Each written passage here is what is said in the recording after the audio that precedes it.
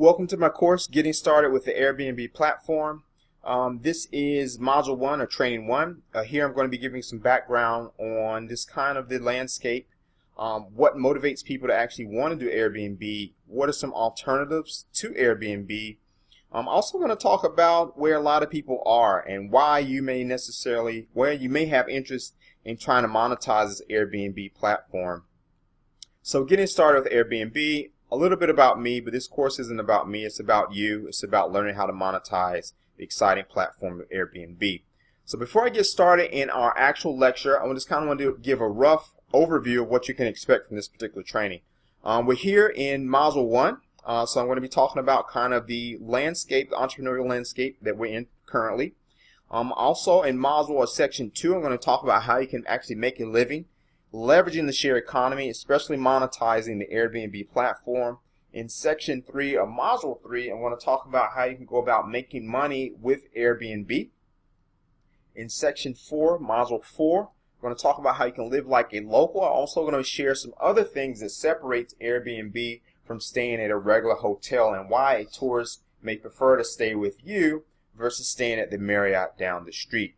And then for Section 5 of Module 5, I'm going to share some of the pros and cons of Airbnb.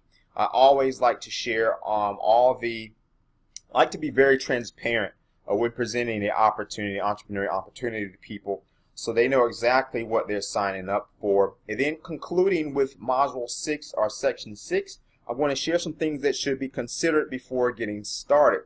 So without further ado, now you have a kind of a clear understanding of what to expect from this particular training. I'm going to get started with Module 1. I'm going to talk about today's world. Okay.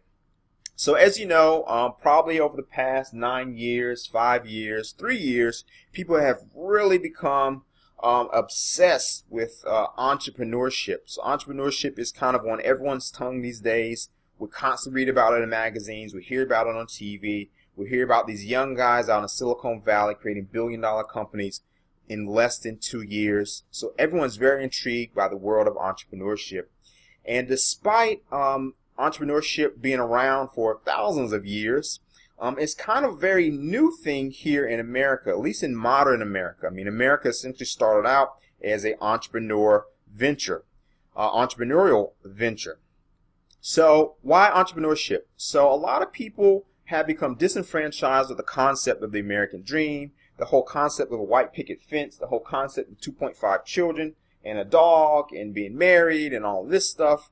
A lot of people have been burnt by trying to pursue this dream. So one reason is that we hold into this societal script that you must go to school, you must graduate from college, you must get a good job, you must stick with that company and grow your way up the corporate ladder, and then you must advance, you must grow your family, you must get a mortgage, you must get a car payment, you must pay your student loans.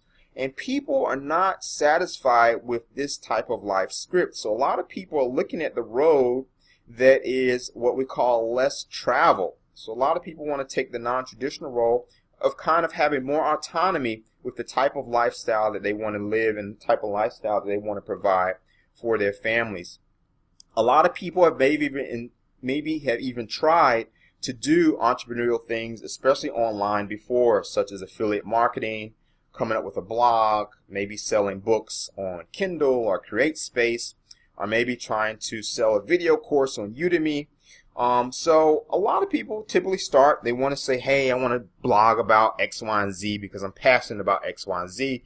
But little do they realize that there are several million blogs all over the world. And it's very hard to break into certain niche markets, especially if you're not willing to dedicate yourself to a certain learning curve. Now, a lot of successful entrepreneurs, they build something of value that they can create and share with a huge amount of people. And that's very hard to wrap your head around, especially if you're just getting started. So one essential opportunity that's presenting itself currently is what we call the share economy, where you're now able to monetize extra time by doing little tasks, such as with the platform TaskRabbit.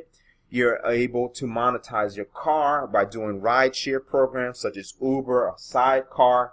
And now you're even able to monetize an extra room in your house or even a vacation home with complete strangers on platforms such as Airbnb. Hence why you're taking this course today. You possibly have some additional room or space that you want to rent out and actually make some money on. So, the trick that a lot of people lose focus of, especially when getting started as an entrepreneur, and this could be whether or not you engage in the share economy or you just want to start your own plumbing business. The trick is that you must be able to create lasting value for your customer. You must be in a market that is going to be constant, okay, where you're not inundated by something that is a fad or something that has a huge amount of seasonality, where you make money in the summer but you don't make any money in the winter, you don't make any money in the spring. And also, outside of having a consistent or constant market, you must have a constant flow of customers. A lot of people fail entrepreneurially because they just don't have a constant flow of customers. They don't have a unique flow of customers. They aren't necessarily creating lasting value, and they're in a market that's not very consistent. Now, if you think about a market that definitely has a constant flow of people, okay, that is definitely pretty consistent, we're talking about a global, and it has a lasting value, one such market that comes to mind is really travel. Okay, travel is one such market that kind of meets the criteria for what I call the entrepreneurial trifecta. Okay, so whether it's for business or it's for pleasure or it's leisure travel, people are constantly traveling all over the world.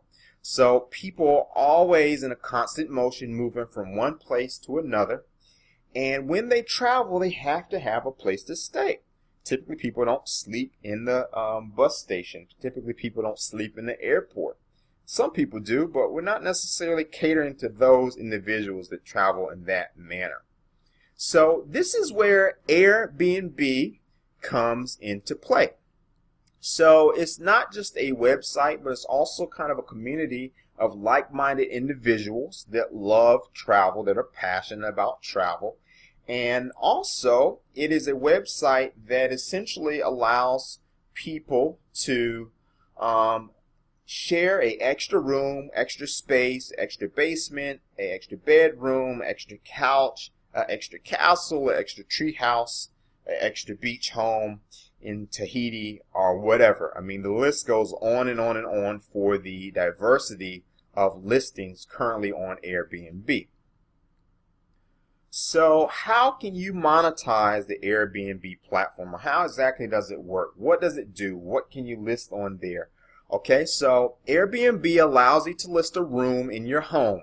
This could be a room, a complete apartment, a partial apartment, meaning you stay in the master bedroom, but they have their own living space, they have their own bathroom access, or you can even rent an entire home for a certain number of days, weeks, or even months. So how exactly do you make money from your home?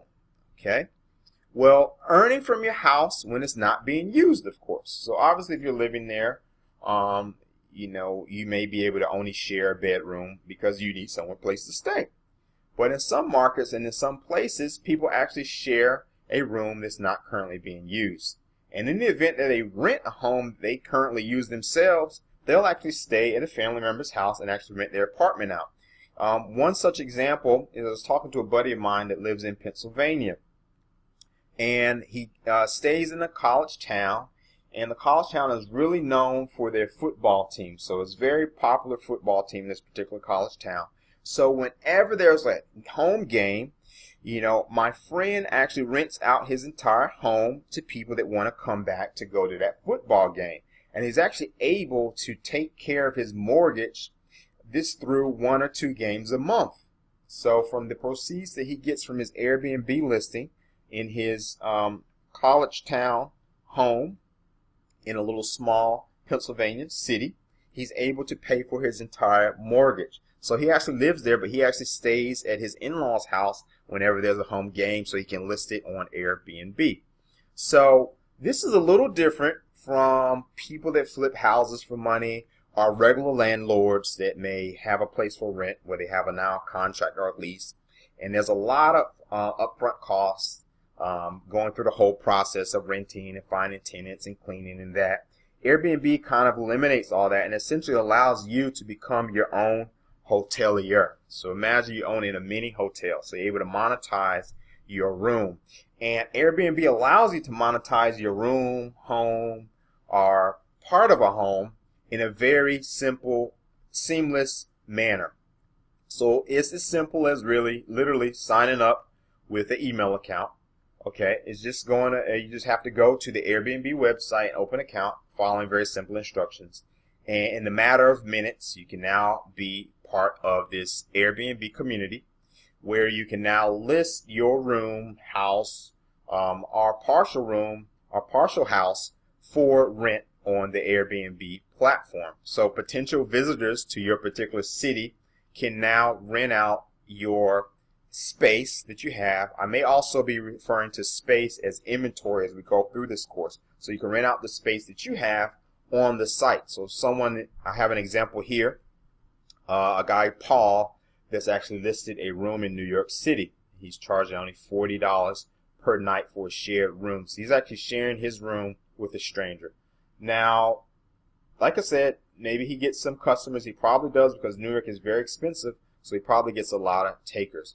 So are you excited about this opportunity? Is it something that interests you? Is it not something that interests you? You know, remember, if you're going to become an entrepreneur, you should consider a few things before filling out your Airbnb profile. So know how to get as much interest. Okay, so one key thing that you must do is that you must be able to look at other people in your market. You must see the interest for your particular town. I mean, if you're in the middle of nowhere, you probably won't have a huge amount of people that are willing to sign up for your listing. So you must do a little initial research to see if it's worth your time. If you stay in a large area, if you stay in a travel destination area, if you stay in an area that has tons of amenities such as a lovely beach or a lake or a beautiful mountain view, then these are things that you can definitely monetize, better monetize your particular listing because people are going to be looking for these things. So these are some questions that you must ask yourself. Is there a college or university nearby? Do you live by a mountain range? Do you live by an ocean? When and where do people travel to your town? Do they travel in the summer? Do they travel year round? Also, do you live near a big city? So some of the same things I just shared with you. So these are all things to look at when putting together your profile listing. Some other questions you may want to ask yourself before putting together your initial profile is, does your location offer the kinds of amenities that a traveler will want? Okay, can a guest walk to local restaurants and eateries or maybe even public transportation? Is that close by? Is there a metro station close by to your listing? To your potential listing? Will they have access to the kitchen? Will you be providing free Wi-Fi? Will they have their own private shower? Do you offer kosher or even gluten-free meals? I mean, the type of amenities you can offer in your listing are limitless. And the more amenities that you offer, the larger the potential renter pool you can appeal to. Okay. Now, when you sign up, so once you've kind of gone through those questions and you've kind of answered them, this information can really help you put together your profile. So here I have some screenshots of actually setting up your profile and how you can set up your profile. So Airbnb essentially walks you through all the steps on improving your initial listing. They are very clear, very transparent. They have a ton amount of data as far as what gets listings, what turns listings off, what increases the number of bookings, what increases the number of interest, what increases the number of engagement with your particular listings. So really make sure that you go through the suggestions that they walk you through on the site when creating your own listing. Okay. Now, one key or one important factor from some of the data that was provided by Airbnb as far as making your or getting more potential renters to your Airbnb listing is to create an alluring headline. So you must use enticing and informative information. So this is what people see when they perform a search in your area. Okay. Breezy 2-bedroom bungalow with ocean views. Okay. Put something with a memorable and enticing imagery in front of your potential guest. Remember that it's not as simple as just listing a property. You actually want to list something that people will be attracted to. You want to entice them just as you would if you go to hotels.com looking for a hotel. They're obviously going to try to sell you on the location and the amenities. The same thing applies here with your Airbnb listing. You also, outside of an enticing headline, you must be very detailed and you must have a very honest description of what you're going to be delivering to the potential renter. So don't just make claims that you cannot deliver on, because there is a review section on the Airbnb site so people can rate you. They can rate their experience. They can write comments on you as host. They can write comments and rate the property that you have listed on the system. So if you're not very clear, or if you lie, or you use images from another apartment and that's not really an apartment, all things that happen every day on Airbnb, you can possibly get kicked off of the platform. Not only that, but you definitely receive a long list of complaints and bad reviews. So you want to include such information as the number of bedrooms, type of bedrooms, access to the kitchen, the private bathroom. Is it really private? Does it have a lock on it? Any music, DVDs, TV, free Wi-Fi, parking, cable TV, AC, no AC, all of these things.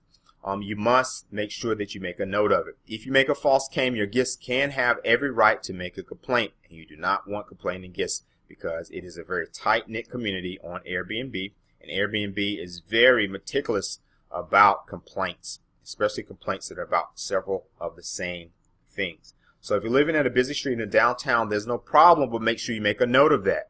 Okay, though the guests may not like noise, okay, many may be attracted to being downtown. Most people know that downtowns typically have noise, but that's still something you should include in your listing.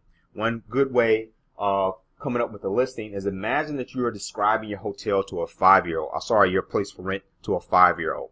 Okay, make sure you're clear as possible. Another tip in getting an enticing or putting together an enticing listing is to use great photos, and use lots of them. Okay, there's data provided by Airbnb that the listings that have the most photos actually get the most inquiries and the most bookings. In many areas, Airbnb will send a professional photographer without charge to take quality photos, and this will increase your bookings considerably. Okay. Lastly, you must also be very transparent. Okay, Airbnb keeps your full name, phone number, address, and email hidden from the guests until they actually complete the booking, and then the kind of information will be disclosed, as you kind of see here. So you create a full profile with your photo. You have to send in ID verification. You have to scan in your official ID. Incomplete profiles will receive little to no response. People are still hesitant about sharing their place with a stranger, so you must make sure that you are forthcoming. You also want to set some house rules. If you don't allow smoking or the off-limit areas, you must convey this in your video. So I'm going to stop this particular video here. I'll continue with section 1, kind of an introduction to the Airbnb platform. We're coming up on 19 minutes. I try to keep all these videos below 20 minutes. So I'll see you in the second half of this video. If you have any questions, as always, feel free to message me or post a comment or discussion on the discussion board. Until then, I hope all is well. Bye.